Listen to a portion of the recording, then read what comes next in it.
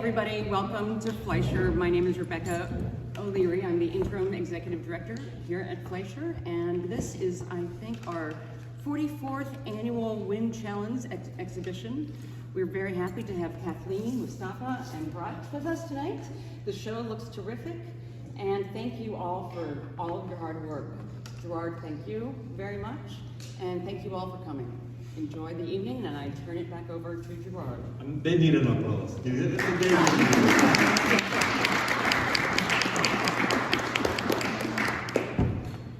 This group is just fantastic, and I'm so happy to be here with you tonight. We become a family every time we do one of these shows, so this is my family right now. What I'm going to do first, I'm going to introduce themselves and talk very briefly about their work, and then we'll go into they're going to question each other. So it's going to be a fun night, okay? And then at the end, you'll get a chance to also ask some questions. So start thinking. Wait. Me first. Oh, okay. Hey, you didn't want that. That's all right. That's all right. Can you all hear me okay? Yeah, okay, cool. So, hi, yeah, my name's Kathleen Eastwood-Riaño, and yeah, so my work is mostly painting. I do some installation work as well, and I had sort of a different vision for this show originally 2 years ago when we were originally going to do it, and because of the pandemic and everything sort of changing over and over, it kind of evolved and turned into two separate bodies of work that you'll see in my room, where there's one body of work that's mostly interiors, and then there's another body of work where there's a lot more, they're smaller, they're a lot more intimate, there's a lot of repetition that you'll see, which I think really, I sort of noticed that after working on it for a while, and it kind of felt really connected to that repetition that we all experienced when we were stuck at home. And there's a much more figure development in that work because that was something that was really missing from our lives at that time. So I'll pass it over to you.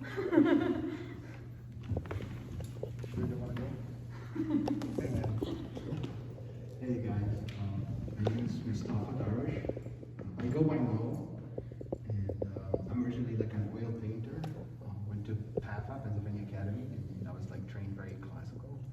And I guess that was when Challenge gave me the room to start experimenting, or like throughout time I started like experimenting with many other things, installation and video art. And I'm also secretly, I don't tell that to anybody, but I guess today is the day. I'm a musician, so and I've been dabbling with music and video, and how can I make music tangible, rather something that you can actually become much physical.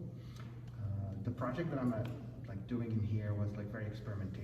It's highly kind of private. It talks about like my experience as an immigrant. So a lot of it is very talks a lot about memory, nostalgia, and its impact on me, and the other way around as well, of how can other immigrants like me can have the same experience. So that was like my focus in this show, and I tried to be technical and try to make it interactive.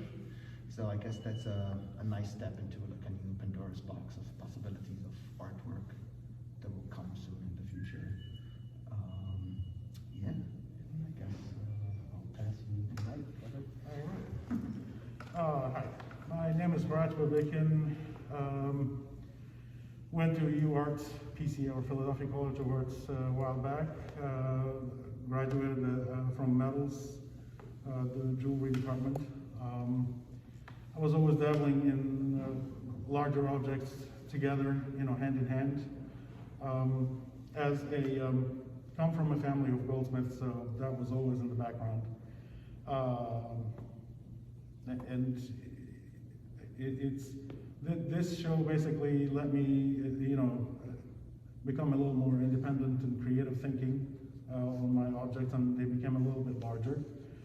Most of my work, in terms of the creative work, is about very personal memories, points of memory in life. I I, did a lot of reading and writing before. The pandemic let me do a lot of that. Sat back and, read a lot. And I found this word Hratch in Welsh language. That's basically a homesickness. It represents sort of homesickness. It doesn't translate well into English.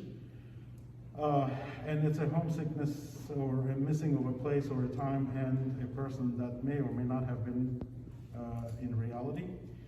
So, and as a migrant, first generation migrant, as Mo was saying, a lot of that kicks in.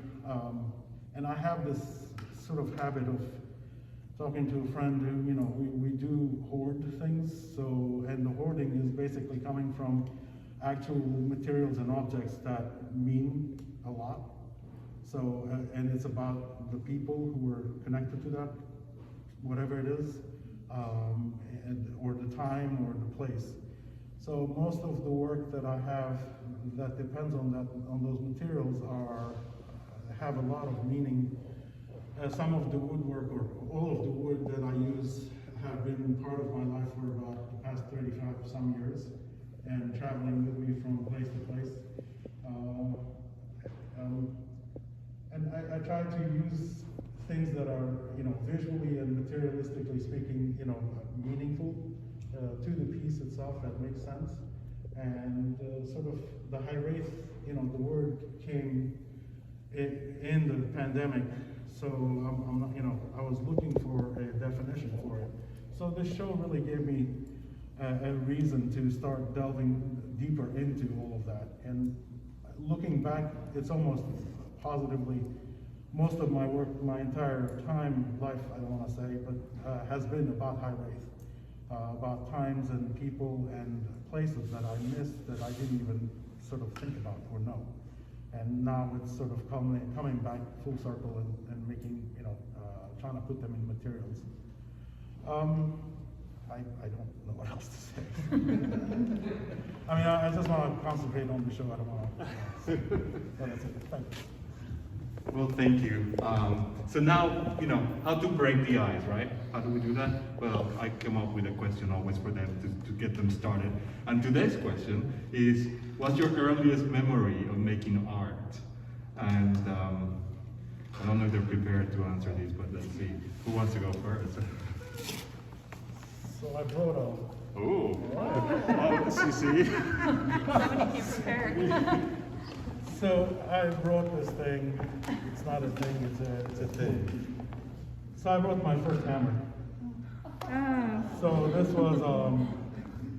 was a gift from an uncle who at around 5 or 6 years of age, he must have seen what I'm doing or playing with, and he was a painter.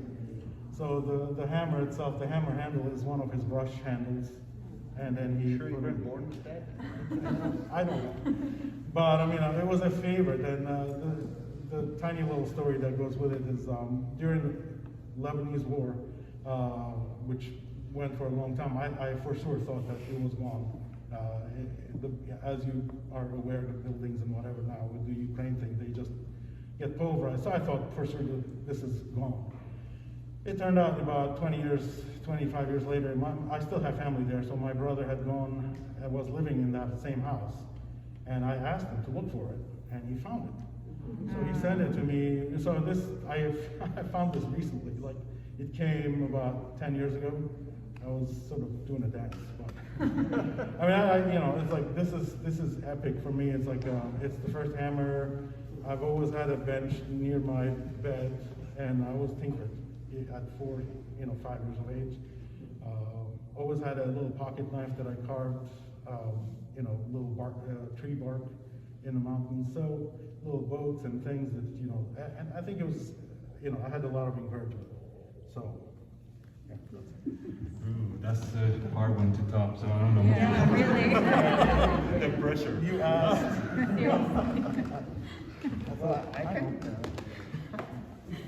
Well, I can either keep it lighthearted or a little bit dark. But you said something that intrigued me quite a bit. You said during the Lebanon War. Yeah. And some of the earliest memories for me was during the Gulf War, 1986. is that during Gulf War, we were like kind of at home, and I was in Saudi Arabia, I was in Riyadh, and they used to like cover the windows with brown tape because like there might be missiles that can come down, windows can shatter, so yeah. Siren was scary, but I remember I used to draw a lot of Ninja Turtles. Wow. Yeah. Saviors. What is it? Saviors. Oh, they are my saviors. I used to costume Ninja Turtles, swords, action figure, you name it, but I used to draw them as well. And I think my inspiration would be my older brother, probably. I think that's the very earliest I can remember. Yeah, pencils and cardboard. Well, I can connect to the Ninja Turtles. I used to watch Ninja Turtles when I was drawing after school all the time. But yeah, I think, like, I can't really think of an earliest memory of drawing or making art, because I feel like that was like play when I was a little kid. It was, it was something that I did with my little brother, like every day after school. And part of that is, coming from, my grandmother was a painter, so I grew up with that around, and always, felt very lucky to be very supported in this path. And yeah, really, I think, like, drawing and creating things is part of some of my earliest memories, probably. It's hard to separate out just one, but yeah, I don't have quite as interesting a story as you folks. You stole our thunder. Yeah, I know. I'm sorry, I should have gone last. Yeah, I think you should have gone last.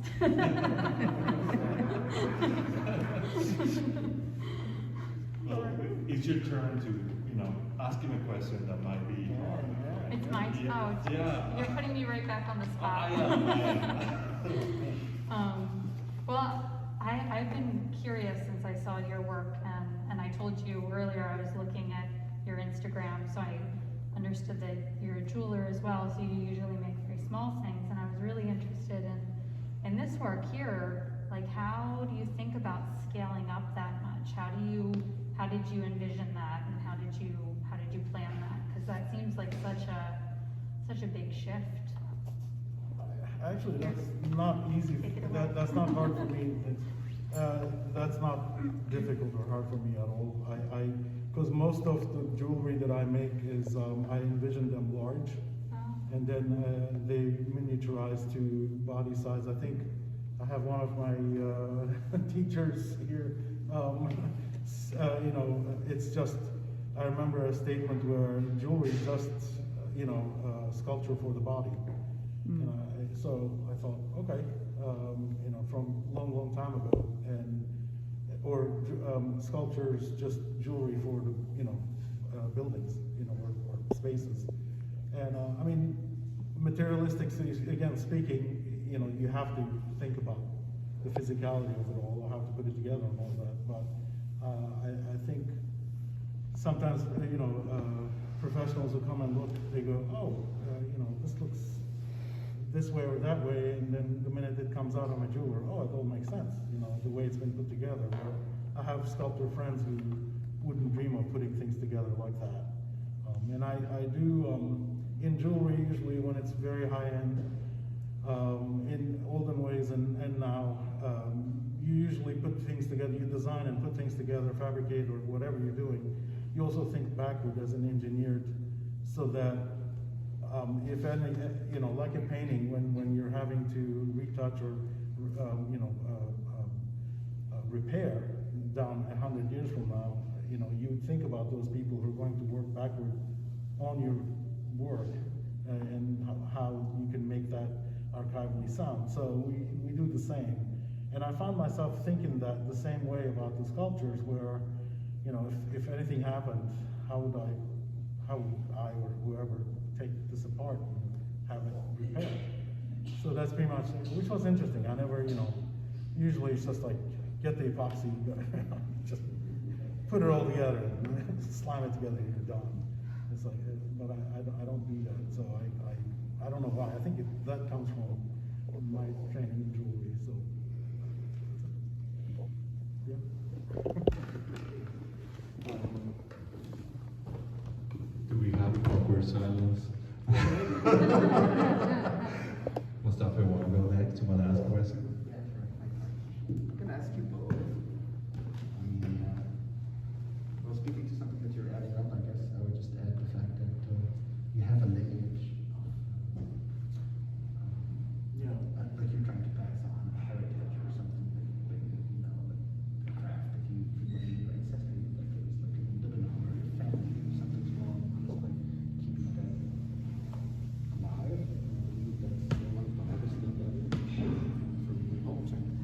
Oh, louder? Okay. Sorry. Thank you, can't hear anything. I was saying that I like the fact that you also hinted toward the idea that you're passing on the lineage of your craft, you know, like keeping it the same style, how they talk, like there has a long history with you. For me, like I didn't know that I would be an artist, honestly. Like I discovered I would be an artist when I was 24. So yeah, I find that fascinating. Well, I think as I'm sorry, but as any kid would, as any kid would, do or not to, go against their parents' wishes. I hated all of that, and I wanted to become a photographer. So all the way in college, actually, I was second, my second major was photography. So. And you kept the wood and the material for the right time, right? You pulled them out in the Hoarder. a harder, yeah. Hoarder, as in I hoarded things that, Yeah. I couldn't get rid of or throw things out. But anyway. Okay. That's which started. Yeah.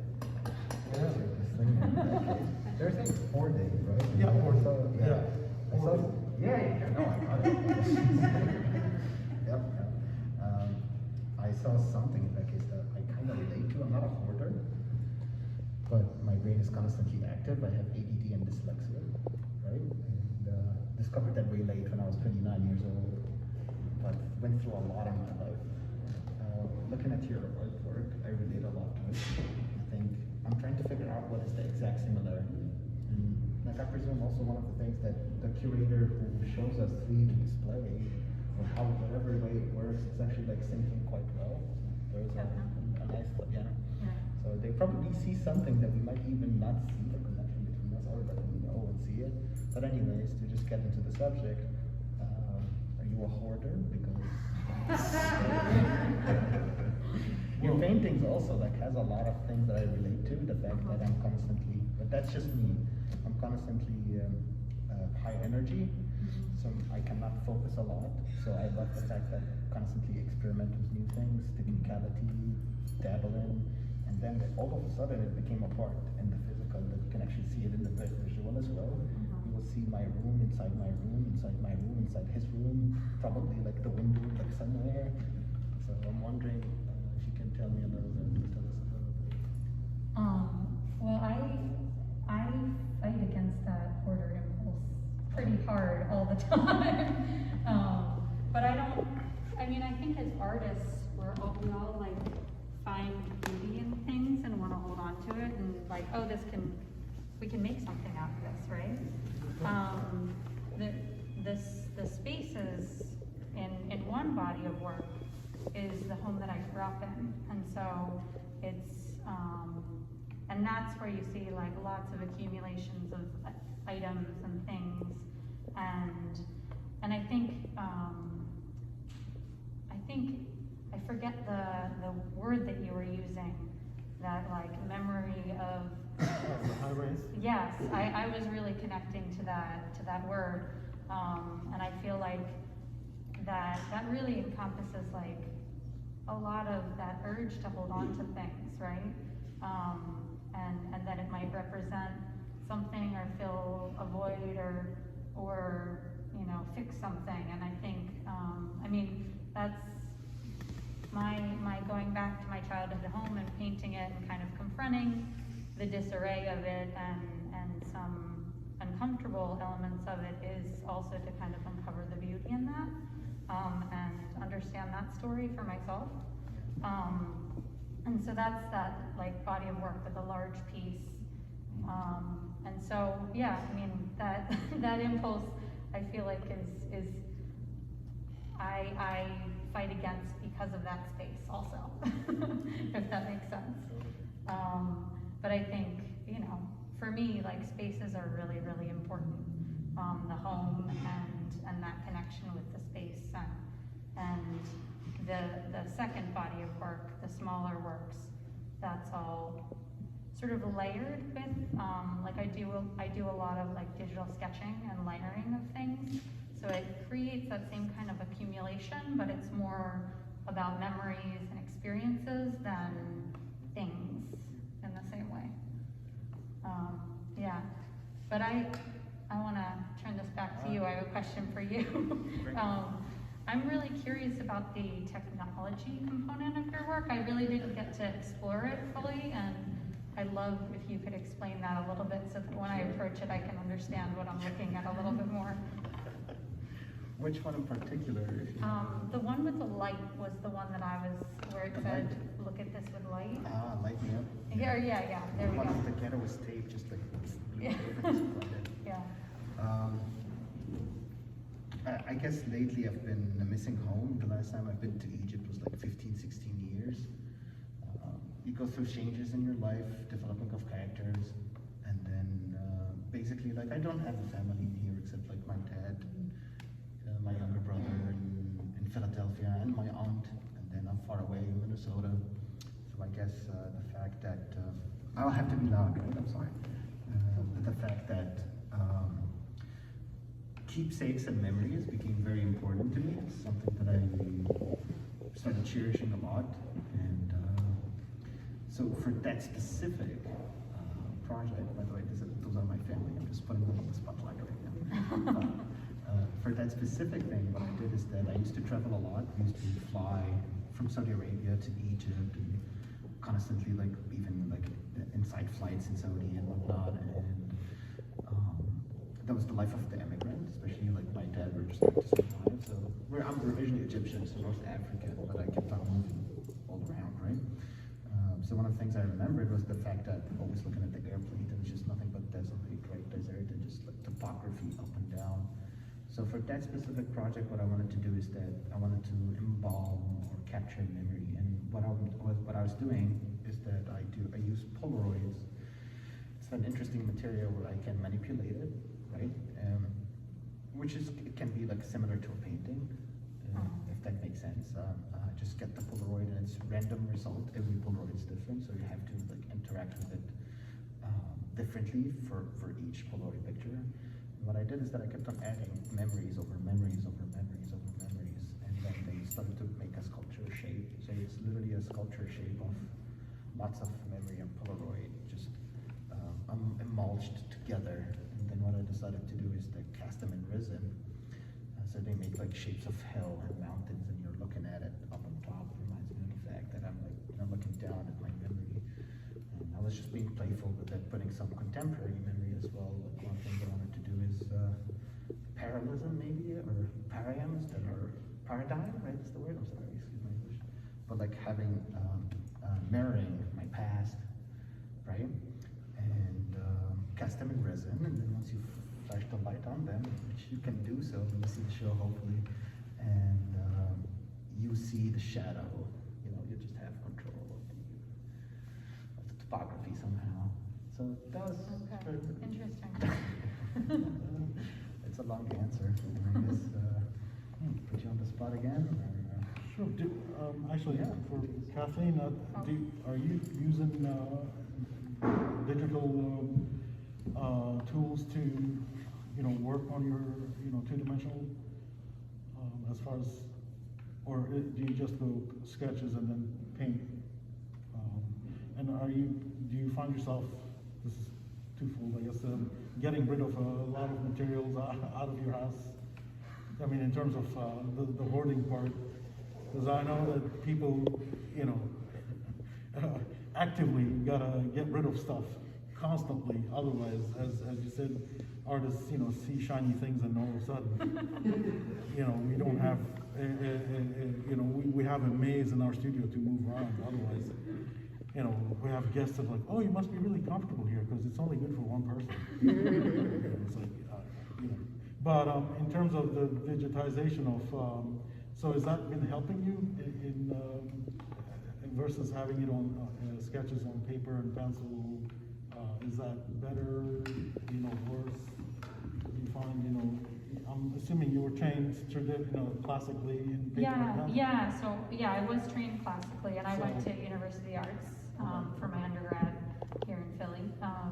And a number of years ago, I started like creating digital collages in Photoshop of images. And I So any one of my paintings probably has like 20 to 100 photos collaged together and layered. And then I choose which pieces I want. And then a lot of times I'll do either small paintings or drawings from that. And just in the last 2 years, I got an iPad, and so I've started then once I have a painting that I've started, I'll photograph that, I'll draw back on top of that. So it's really become sort of a fluid part of my process. And something that I find interesting is the work of my childhood home. That's all done with Photoshop layers, and I have sort of directly worked from those as sketches. I have worked on top of them with, the iPad and then gone back into the painting, but the other body of work, I flipped it where I would do the sketch, but then I would paint each of the layers separately, which I think really changed my relationship to looking at the spaces, and it became more about painting and less about the digital element, which I found much more exciting and much more interesting, and allowed, opened up space for more experimentation. Is that the smaller Yeah, that's pieces? the small long wall of pieces would be really the start of that. And it's for me, that's such a new body of work. I had to stop touching them so that they could dry to bring them here. so it's very fresh, and I haven't really gotten a moment to step back and look at it and make judgments on it yet. So, and normally I spend a lot of time with things before I put them out there. So it feels a little vulnerable to have them on the wall here, but. I relate to that. I relate to that quite a bit. I like to live with the pieces before. I was, a long time ago. I had a friend, a sculptor. She, said you have to live with the work. She also was one who introduced me to you have to live with the material to know if you would like to use it or not, or what have you. And that became absolute truth. I think it's almost where if I have materials and things, whatever they are, if I'm not familiar with them, then the work itself looks very mechanical or very sort of commercial, industrial. It doesn't look something that I would put together, it doesn't come from my soul. That's pretty much what I'm trying to say. The object-oriented pieces, I guess you don't know yet, but they are, you said they're more objects closely related. You wouldn't know, but are you wanting to do more of the same? Yeah. Yeah. I don't see that body of work as finished, but like I said, I had really big plans for it for this exhibition, and just based on circumstances and everything. Yeah. Based on circumstances and everything, it felt like I needed, my focus was elsewhere. And I see that as, that body of work I've been working on for the last 10 years. And I'm excited to be doing something new, but I anticipate, as ideas come, as things evolve, that continuing to develop. But that takes a lot of time and focus and space that I haven't really had in the last couple of years. So Surprisingly, yeah. yeah. So I have a question actually for Mo in terms of where do you think your next step or next level of work is coming or going? Sure, yeah. I guess it's kind of hard to tell, honestly. I like to just also be jump into the water and just discover constantly new stuff. That's not me. I'm just saying. Okay. But I guess I always try to start something completely new and challenge myself into. I'm so sorry, that noise is just killing me. I apologize. But I guess the best way to express or say what I want to say is that you said something pretty cool, right? And we were talking about Photoshop and how you use Photoshop for your work and thank you, whoever fixed it. And I guess for me, that was one of the very first where you have to take a courageous step to jump into a new water, where you have to let go of the thing that you love the most. So I really love painting, and there are tons of projects where it's like, oh, painting, and then I'm like, okay, you know what, just like, stop doing that. Try something more courageous, because like a big part of art is also highly intellectual. For all of us, we were talking about the wood, that you say for 30 years, that, man, it's scary as hell. I'm sorry, man, like to use that piece. Didn't even recognize what I was doing. Right. You know, I wasn't paying attention. Right. But on that note, you know, I did purchase an iPad and a pencil. I have not used it. It's been 2 years now. So jump in the water. They're really fun. I'll teach know, you some tricks. dip my toe in there. I'm like, it's too cold. I can't get in. So yeah. Kudos to you guys. Oh, thank you. Yeah. No, I guess we're all courageous in that sense. I guess if, like, I've been thinking about a lot of stuff regarding my art. Rather than saying what I will do next, is that who I am, I guess, as an artist. What is my state? Where I am in like my state of mind, as well as where I am in that creative world. That's the best way I can say it. So rather than being like, oh, I want to do this project, I want to do this project, this is how I used to think. I think as an artist, we will constantly create regardless. Like, this is something that I would never stop doing. So in fact, to look at my repertoire, this is my legacy or the history that I would leave as an artist. I used to judge artists by their work, where it's like, oh, I like this piece, or I don't like this piece, and it's kind of not fair. I'd rather judge the artists by their history of how they like pursue their creativity and put along. So where I'm going with this, I'm not quite sure, but I have a lot of things happening. Like, again, I'm a musician, so it was pretty weird for me because like I'm a progressive rock and metal, so and screams and stuff like that, so that does not fit at all. And then for a time I started like, it became just music. I teach music theory. And it's like, hey, like I've never ever put that in my artwork, period. So it's quite scary to start like. So you're interested in finding like a way to connect those two things? Yeah. Because also like music to me is a complete hobby. I don't care about anybody's opinion. It's just my serenity. Like, you know, like get back at night, listen to music, others' music. My music, I'm that selfish because like I need to like enhance myself. So I would listen to my own recordings. But like nobody can touch that. It's my bubble. So popping that bubble where I'm taking music and trying to, as I said, like make it more tangible, put it in my artwork. I guess that's the direction, and I'm looking into the fact, which you will see, I guess the show, what I was trying to do is a sliver of possibilities of what future projects I have, but they're highly interactive. So you will see Polaroids and barcodes, scan them and enjoy the videos. The videos are really sketch, like a painting. This is how I work most of the time when I paint. Paint quick, paint fast. 2 hours, 3 hours, learn from it. And it's not on the contrary, like I can take my time, but like it's just a new way of working in general. So I'm doing that as music, I guess.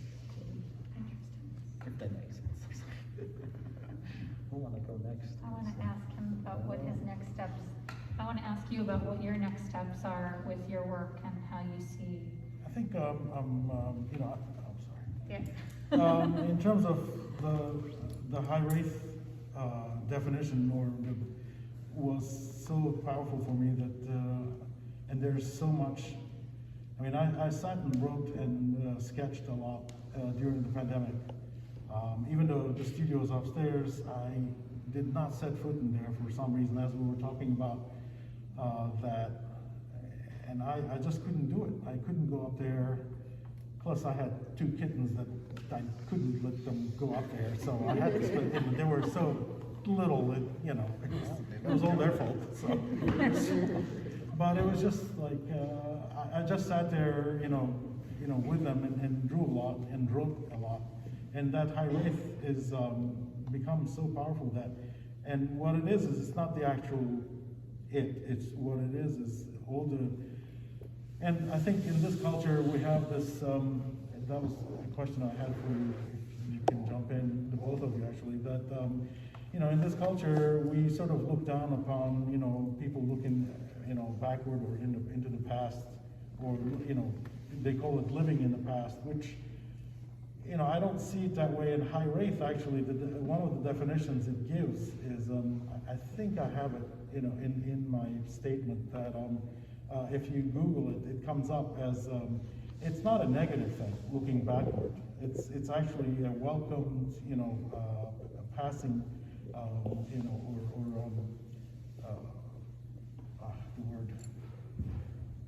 mourning of a loss of sorts. But it's not a negative thing. It's a good thing, and you can make a springboard, from there and forward. So what's that making me do is thinking about, relationships of people and places, and then what I have, and using them, and actually starting to get that type of work back in. So I'm going to continue, having sizes or going larger or smaller, depending on what the subjects are that I'm trying to convey. So that's pretty much where it's at. And I noticed a lot of it, there is one in here of my,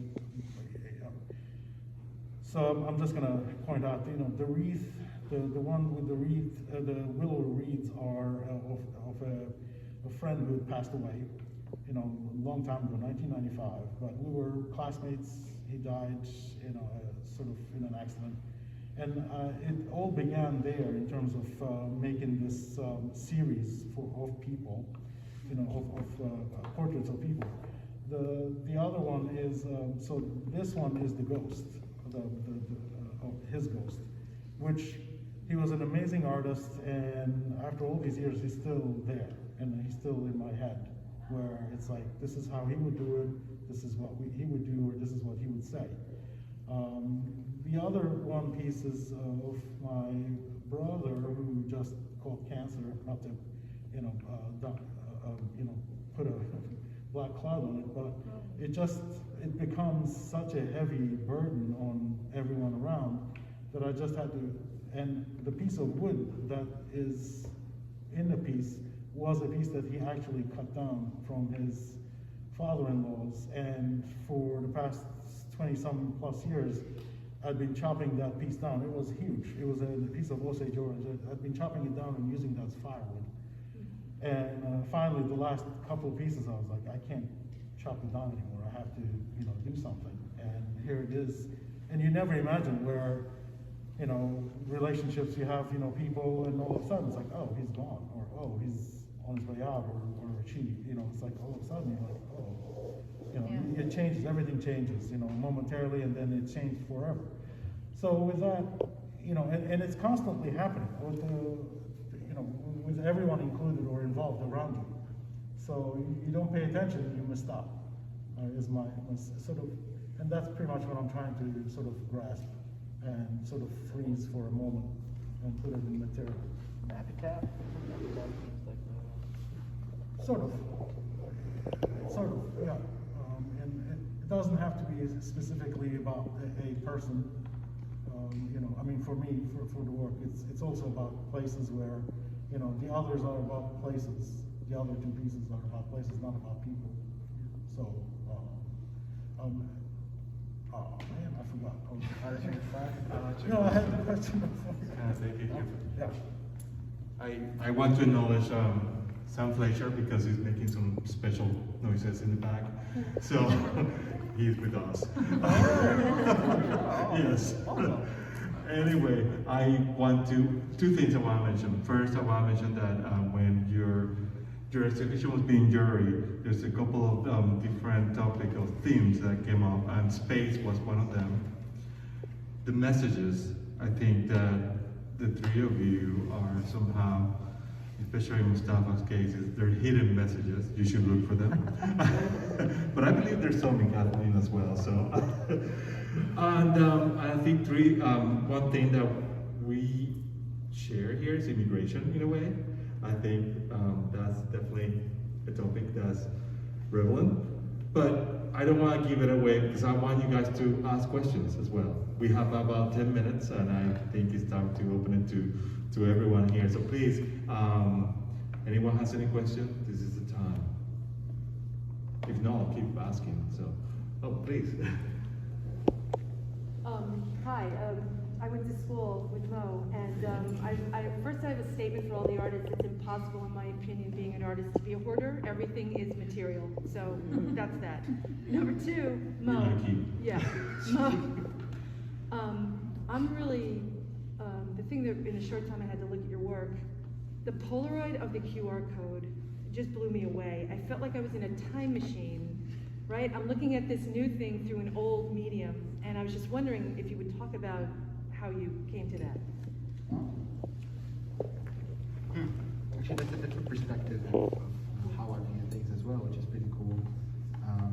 Maybe I'll answer your question in a very weird way, because we opened this as well, especially we were talking about art in general, and I'm a complete firm believer that art doesn't have to have a purpose at all, but it absolutely has a reason. There's no doubt, whether you are aware of this reason or not. And I think what makes a stronger artist is just the amount of awareness you have toward what is the reason for your creation and your pursuit. To be much more, to explain this, I remember I was talking to somebody and it's like, no, what do you mean art has no purpose? You do art without any purpose. I was like, well, you read, and if you like to read, you choose what you like to read. I cannot just come and give you an IKEA book and tell you, hey, don't you like to read? Then read that freaking IKEA book about how to build a table that is 200 pages that just gouge the eyes. But you had a reason why you love what you love and what you pursue. So the stronger you know the reason, the more you are in touch with your experience and you're able to express that experience. So this is something I just wanted to add. I believe, like, we were speaking about the pieces of wood, for example, also your works. I believe like this is something that I highly value, and it's always in my back of my mind. So regarding the Polaroid, I believe for me, that's the only place, and I wrote that in the statement. I guess the Polaroids are the only, or the pictures are the only place that can remind me of home or remind me of myself. It's with me everywhere, wherever I go. It's documented. Beautiful memories of my birthday. I don't even know whose birthday is it. It's just someone's birthday. We're a big family. And what I wanted to do is just revisit that rather than starting like, hey, I love painting, I want to do this in oil paint and whatnot. It's just take that leap and just experiment with other materials and just have fun with it. So it's also technical. I highly value technicality. And it's so hard because pursuing technicality to become better at and what I mean by technicality, I say you're drawing a portrait, so you need to draw it, and it's atomically correct and whatnot, and paint and mixing all the story, right? So I guess I would rather keep that sense of technicality in a different meaning where I explore something new and it becomes unique in that case, where I express myself in a way that is more unique. And I know it could sound catchy, cliche to say unique, but in reality, all of us, that's what we, in my opinion, what we try to pursue always, the expression of self, just your authenticity, your being genuine to yourself. So I guess when you said the Polaroid, I actually never thought of it, of bringing an older technology into a newer world, right? It's like nostalgia, I guess, it's there. You would never, when Polaroids came out, there were no QR codes to take pictures of, so that's why I thought it was fascinating. Yeah. Fair enough. I hope I answered your question. You did. Sorry for the long rant. Any other questions? Oh, you got a question? Please.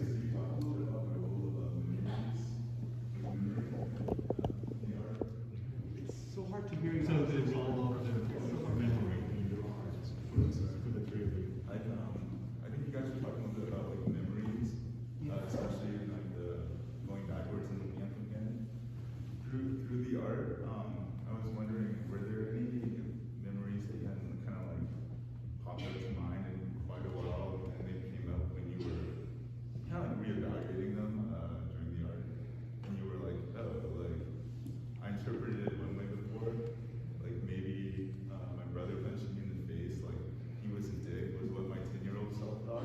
But now that I'm an artist and stuff now, actually I was kind of a dick and he should have punched me in the face.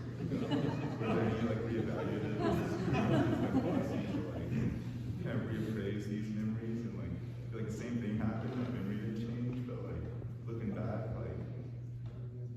perspective shifted this time around, or anything of that nature? Who would you like to direct this question to? Would you like us three to answer, or do you have someone specific that you would like to direct that exact question to? So me, I can't, it's so hard to hear you. Yeah, I actually think Kathleen can talk a lot about memory, if I'm not mistaken. Is that correct? Yeah, I mean, I think, as you were speaking, I was thinking about how, in my older body of work that deals more with spaces with no figures in it, the collaging, the digital collaging part of it, where I was creating, like building the compositions, I feel like that was one part of coming to I wouldn't say I had realizations as direct as what you were describing, but definitely sort of revisiting memories and kind of going back into that space and having surprising things come up.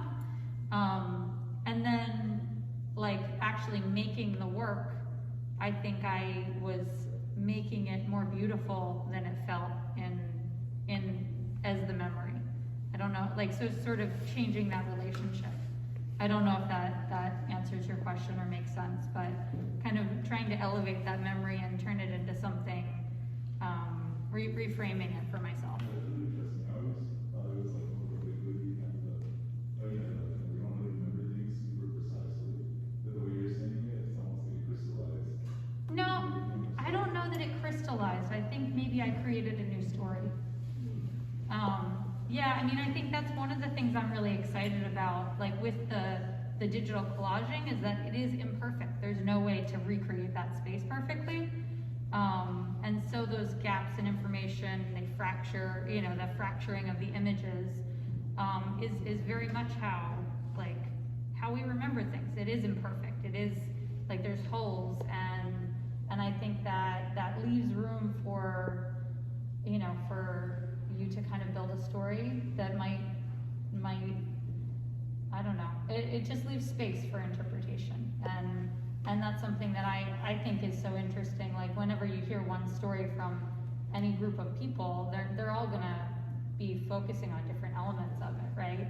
And we'll all have really different points of view, especially if it's something that happened 30 years ago, And so that's the kind of thing that I'm always thinking about and looking at, and sort of pondering as I'm working through my pieces. Yeah. Thank you for your question. Well, you want to answer the question as well? Yeah. Oh, sure, yeah. And I think you can also answer that. Yeah. I mean, it hits all of us.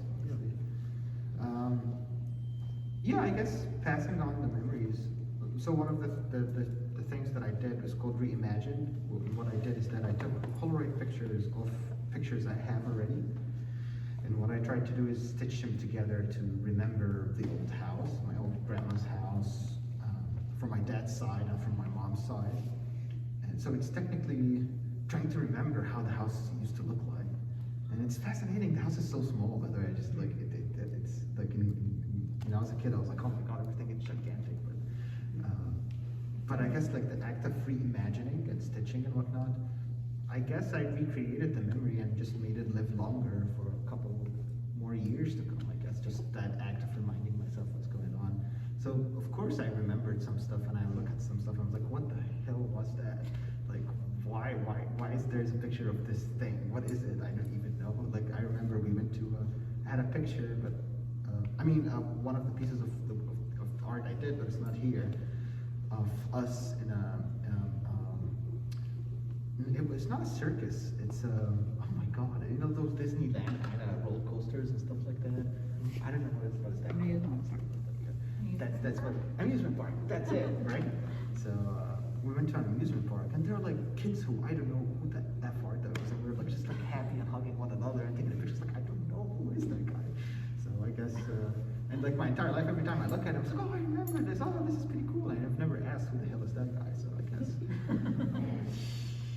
I guess that opens up the very imaginative side and let the memory live a little bit longer. Becomes a part of it, I guess.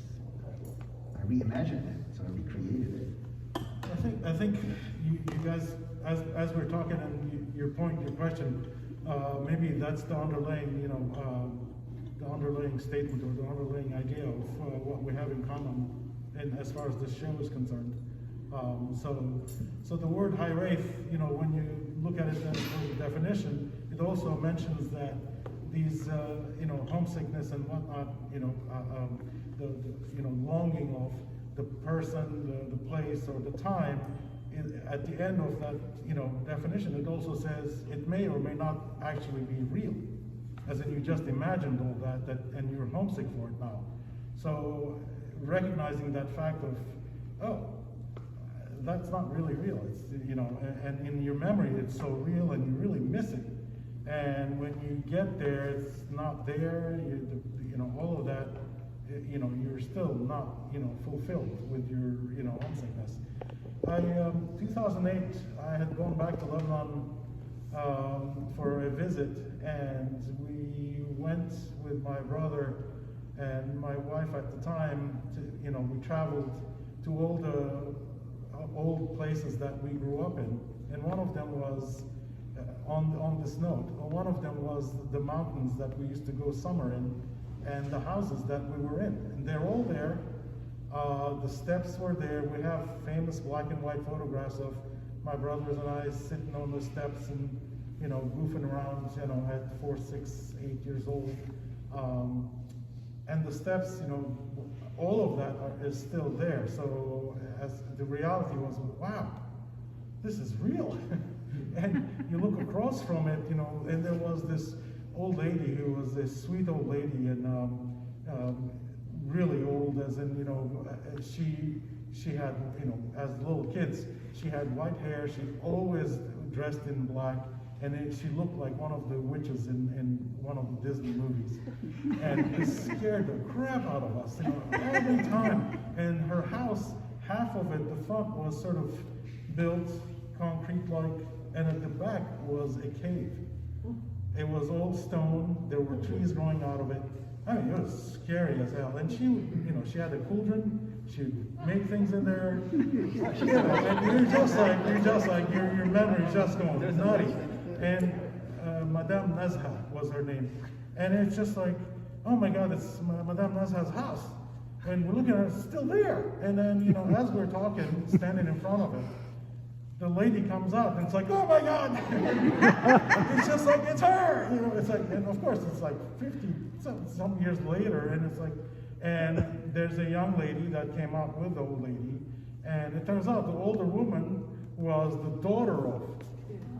And it was just like, and we started asking questions. It's like, Madame Nazha, and she was like, no, I'm the daughter. She could barely hear us. And we started asking questions. We started crying, of course, and all of that. But on that point, memory is a weird thing. With the same token, it's, the brothers having a fight and doing all that. It was really stupid of me to hurt my brother like that, but, so, and then there's this other side where it's like, so you get really confused at times, which is real, and that's why, I try to at least freeze those moments in time, in material, or however I can, just to remember. I look at something or another. The first time I finished the piece, The Ghost, and put it up, it was like, oh my God, it's Andy. And I thought, I pictured him like that, exactly like that. It's the weirdest thing. Because the whole time I was putting it together, I'm like, this is never gonna work. Visually, it's just not, it's not happening. And then it did. So kind of sort of, try and sort of aim, mark, and shoot at it, and hopefully it comes through. And sometimes it doesn't. And talking to artist friends who, you need a lot of time to experiment with imagery and technique, and experimentation will probably 50% of the time fail. It doesn't go through. Sometimes you luck out and it does, and a lot of times it doesn't. So experimentation is the way to go as far as I'm concerned with that viewpoint. And I think I'm gonna end it there because they're gonna be here, so they're gonna be in the galleries, and you're welcome to ask any questions, one-on-one kind of thing. So can lose. And also the picture you put in my mind of the memory of steps. Somehow that's beautiful to me, so I think that's a good way to end this. I do want to remind you all that we're gonna have drinks in the back, and best not to take it into account.